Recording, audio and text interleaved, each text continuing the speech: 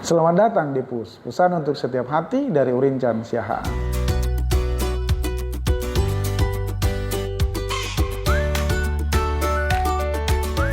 Salam PUS, belajar dari sesuatu membuat kita cerdas. Hari ini kita akan membahas sebuah tema yang mungkin sering kita alami dalam kehidupan sehari-hari, yaitu mengalah bukan berarti kalah. Pernahkah sahabat berada di dalam situasi di mana kita harus memilih untuk mengalah, meskipun hati kecil kita ingin terus berjuang? Mungkin dalam konflik dengan teman, keluarga, atau bahkan dalam pekerjaan. Saya ingin mengajak sahabat untuk melihat sisi lain dari mengalah, bahwa mengalah bukan berarti kalah. Yang pertama, dapat kita pelajari apa itu mengalah. Mengalah berarti memberikan jalan atau kesempatan kepada orang lain. Bukan karena kita lemah, tetapi karena kita memilih untuk memahami situasi secara bijaksana. Contoh, saat sedang berdebat dengan teman dekat, dengan pasangan, kita merasa benar, tetapi kita memilih diam agar hubungan tetap terjaga. Atau saat kita berkendara, memberikan jalan bagi orang lain. Apakah itu berarti kita kalah, lemah? Tidak, itu adalah kekuatan.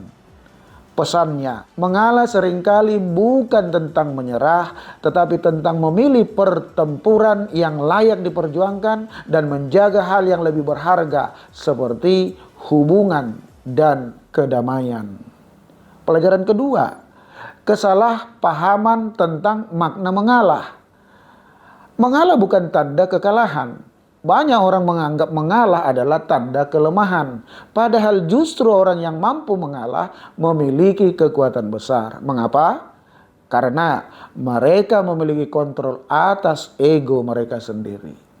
Ilustrasinya, seorang pemain catur profesional tidak akan selalu menyerang. Kadang ia mundur satu langkah untuk maju lebih jauh. Itu strategi, bukan kelemahan. Contoh tokoh inspiratif seperti Nelson Mandela atau Mahatma Gandhi yang memilih jalur damai meskipun banyak tantangan dari orang-orang di sekitarnya. Tapi lihatlah hasilnya, bagaimana keputusan itu membawa perubahan besar bagi bangsa dan negara mereka. Lalu pelajaran ketiga, apa keuntungan dari perbuatan mengalah? Pertama, meningkatkan kedewasaan emosional. Ketika kita mengalah, kita belajar untuk lebih sabar dan bijaksana. Kita tidak hanya memikirkan kemenangan jangka pendek, tetapi juga hasil jangka panjang. Kedua, meningkatkan hubungan. Seringkali mengalah dalam hubungan membawa kedamaian dan pengertian yang lebih mendalam, seperti halnya yang sering dilakukan oleh suami istri di dalam keluarga. Hubungan yang sehat adalah tentang hal saling memberi, bukan saling mengalahkan. Ketiga, mendapat perspektif baru.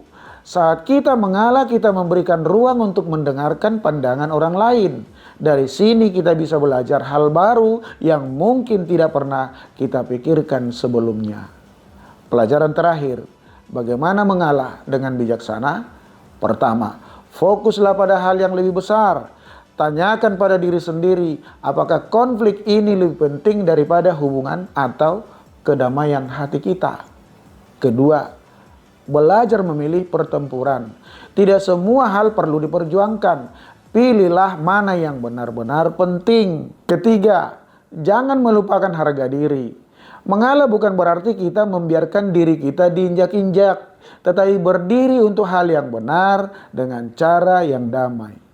Sahabat, ingatlah, mengalah bukan berarti kalah. Justru di dalam mengalah kita menunjukkan kekuatan kita untuk mengutamakan hal-hal yang lebih penting daripada ego. Saya ingin mengajak kita untuk memulai melihat konflik dari sudut pandang yang berbeda. Saat ada pilihan untuk mengalah, tanyakan pada diri sendiri, apakah ini demi sesuatu yang lebih besar? Jika ya, lakukan dengan penuh kesadaran. Mari kita renungkan kalimat ini. Orang yang kuat adalah mereka yang mampu mengendalikan diri bahkan dalam situasi sulit.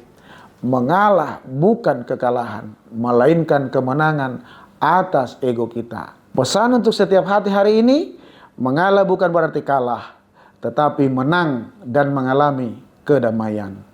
Terima kasih sudah menyaksikan Pus hari ini. Jangan lupa untuk like, subscribe, komen, dan share konten ini kepada semua hati lainnya. Dan juga dapat follow saya di Facebook, Urin Chan Siahaan. Sampai ketemu di Pus berikutnya. Pus, pesan untuk setiap hati.